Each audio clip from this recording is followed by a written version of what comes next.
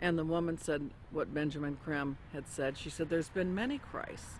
I said, "There's been one, and his name is Jesus." And people turned from rows around and looked at me like I was crazy. And so then Benjamin Creme came in, and he started the nearly close to 180-degree spin of his neck again. And the crowd's hypnotic trance appeared to deepen, and he started out from the point of light within the mind of God, may light spring forth ever. And I went nice and clear, and I'll tell you, the acoustics in that building are wonderful. I said, "Our Father, who art in heaven, hallowed be thy name. Thy kingdom come, thy will be done." And I did that each and every stanza. And they got down to the last part, said, "May light and love and power fulfill thee plan on earth, and may it seal the door where evil dwells." And I said nice and loud and clear, I said, "May Jesus Christ return to earth and end the evil present in this room tonight." Well, the funniest thing happened, or may I say it did not happen. Benjamin Creme stood there. He waited, and he waited. He clearly was watching for something to come over him, and it didn't happen. And he finally said to the crowd, he said, "That will be all. You are dismissed."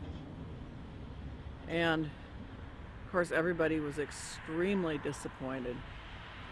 And we went to the door, and I went walking out. I had brought some co-spies with me. They were kind of chickening out at that point and waiting for me. They were afraid of being ripped limb to limb. And I stood down there, and a number of those people knew me, and they were just furious with me. And I stood there calm, cool, and collected, and I said, "Well," I said, "if you're Maitreya the Christ, Betreya the Christ, or whatever his name's supposed to be, or everything he's cracked up to be, one lousy Christian in there saying the Lord's Prayer shouldn't have stopped him." And Benjamin Creme has never come back to Detroit, although that was probably the most successful night financially and crowd-wise that he'd had in the United States. The following is a video taken in Iraq at a Shia Muslim festival. Share International and Benjamin Creme have put out that this is indeed an appearance of Maitreya, the supposed world teacher for the Age of Aquarius, One World Government. Commenting on this video, Share International reports, quote, "Imam Mahdi, unexpected appearance," proclaims the title of a video posted on YouTube. A miraculous figure of glowing brilliant white light appeared on a video filmed in Karbala, Iraq, on the night of Ashura, 6 January 2008. This Shia Muslim ceremony commemorates the martyrdom of the grandson of the Prophet, Hussein, whose tomb is in Karbala. Benjamin Creme's master confirms that the light figure is Maitreya, Imam Mahdi to the Muslims, and that his dance-like movements with a sword remind us of his coming with the sword of cleavage. Could this be real, or is it a hoax? Is Maitreya real, or is he a hoax? Whatever the case may be, it turns out that it is not only New Agers and occultists who believe in this Maitreya, but politicians, presidents, and elitists also follow Maitreya. Wayne Peterson, a retired American diplomat and admitted supporter of Maitreya with connections to the Pentagon and the United Nations, stated the following about Mikhail Gorbachev and the White House in a Vision magazine interview, June 20th, 2000. Reporter Kendall Klug asks, "I believe Mikhail Gorbachev has publicly stated his belief of the existence of Maitreya. Do you know if this is true?" Wayne Peterson answers, "I have one little story I could tell you about Gorbachev. A friend of mine who has worked with the World Bank went to the Heads of State conference in Europe and gave a speech where he borrowed many of Maitreya's ideas for economic reform out of a book by Benjamin Creme that I had given him. He told me that he had read the book on his flight to Europe and realized that his keynote address to these world officials, especially presidents and prime ministers, it was a very high-level meeting, was going to be very boring, with many having heard similar sentiments over and over. So he thought he would throw in some of Maitreya's ideas into the speech. The country he was in had a reigning monarch who invited him to lunch the next day. When he showed up for lunch, there were 16 to 20 people there, including Mr. Gorbachev. The monarch of this country said to my friend, "I suppose you're wondering why we invited you here today. Well, we are all curious about where you got those ideas for your speech, which you presented yesterday." He said that my friend Wayne gave me a book written by Benjamin Creme about Maitreya's mission. Immediately they nodded their heads. "We thought so," was the apparent response. "That's why we invited you here. We all know of Maitreya, and we're doing what we can for him. But we are not able to say anything publicly because we are world leaders. We each have our own public to deal with." Only one person there stood up and said that they could use his name to legitimize these sightings, and that was Mikhail Gorbachev. He was the only man in the room who would say, "Use my name if you want." The reporter asks, "Do you think President Clinton has had an experience with Maitreya?" Wayne Peterson: "I don't know if President Clinton has. I believe that former President Bush has. We used to have transmission meditation groups that Maitreya had asked us to do around Washington, D.C. People who were interested in Maitreya and the reappearance story would get together once a week in Georgetown, in the home of President Bush's main counselor at the White House.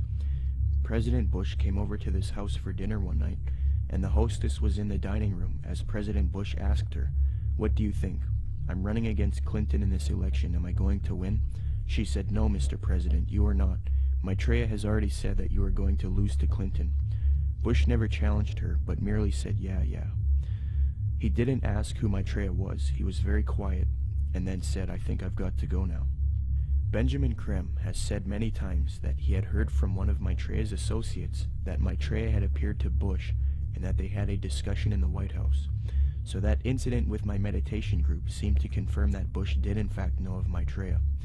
I do know people in the White House have been visited by Maitreya many times, and the people I'm talking I've seen on the front page of the Washington Post, standing next to the president. In a December 19, 2008 London Telegraph article, major media organization, Mick Brown praises Maitreya and Benjamin Creme, stating, quote, "This week has come encouraging news for anyone with an interest in signs and wonders, or desperate for a chink of light in the prevailing gloom, which probably means most of us. A savior is at hand."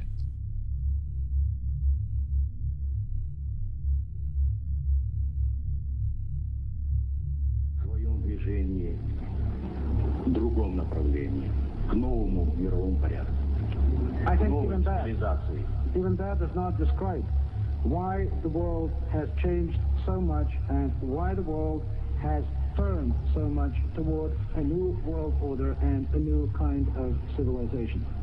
Maitreya is one of the main theosophy in Maitreya.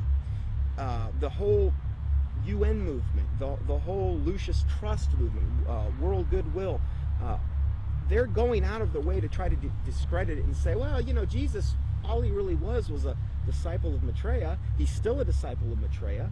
Maitreya is over him, and Jesus, they believe what happened is Jesus heralded in the age of Pisces.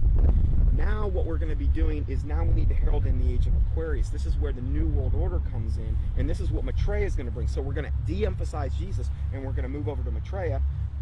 Jesus is just a disciple of Maitreya anyway, according to them.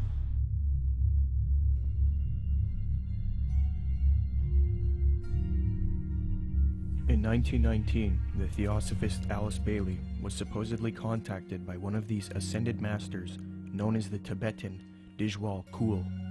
From 1919 to 1949, Bailey would write 24 books, and according to her, she would do automatic writing, a new age way of channeling and letting the force write for you.